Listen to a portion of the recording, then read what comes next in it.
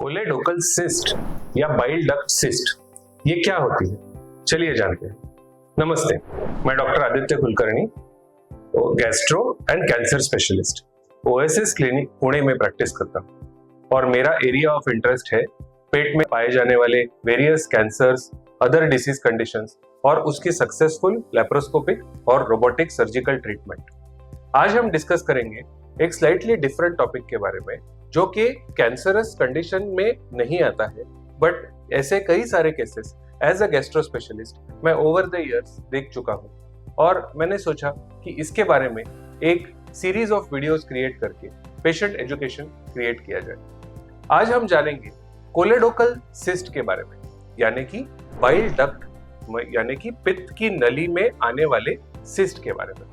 अब सबसे पहले ये जानना जरूरी है कि सिस्ट क्या होती है। तो सिस्ट का मतलब है फ्लूइड, यानी कि पानी से या किसी भी फ्लूइड से भरा हुआ एक गुब्बारे जैसा स्ट्रक्चर, एक बलून जैसा स्ट्रक्चर। और ये सिस्ट शरीर के किसी भी भाग में पाए जाते हैं, या right from brain to kidneys to liver या किसी दूसरे ऑर्गन में भी ये सिस्ट पाए जा सकते हैं। और जब ये सिस्ट पित्त की नली में यानी कि बाइल डक्ट के अंदर पाए जाते हैं, तब इन्हें कोलेडोकल सिस्ट के नाम से भी जाना जाता है।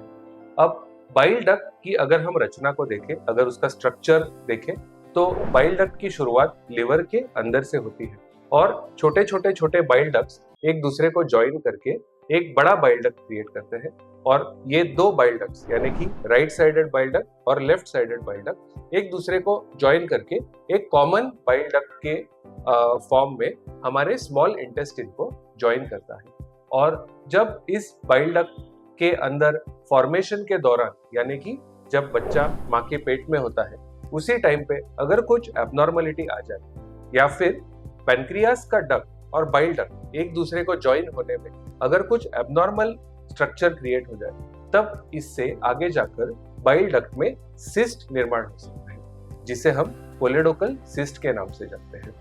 अब कोलेडोकल सिस्ट जो होती है वो काफी अनकॉमन कंडीशन है और इसे हम डे टू डे बेसिस पे नहीं देखते हैं, बट आजकल सीटी स्कैन और एमआरआई स्कैन के ज्यादा कॉमनली किए जाने की वजह से ये सारे केसेस हमें डायग्नोस करने में आसानी होती है। जब बाइल डक्ट नॉर्मली फॉर्म होता है, तब एडल्ट पेशेंट्स में, यानी कि more than the age of 17-18 years, इसका डायमीटर जो होता है वो लगभग 5 से 6 मिलीमीटर के नीचे होता है, यानी कि it is less than 6 millimetre. जब ये डायमीटर 9 मिलीमीटर, 10 मिलीमीटर या फिर उससे भी ज्यादा 2, 3, 4 सेंटीमीटर का हो जाता है, तब हम इसे बाइल डक्ट सिस्ट के नाम से भी जानते हैं। और बाइल डक्ट सिस्ट के अलग अलग सिम्टम्स हो सकते हैं, जैसे कि पेन इन एब्डोमेन, जैसे कि जॉन्डिस, जैसे कि इन्फेक्शन होने की वजह से फीवर आना, या फिर कुछ रेयर केसेस में बाइल डक्ट सिस्ट ये बाइल डक्ट कैंसर का भी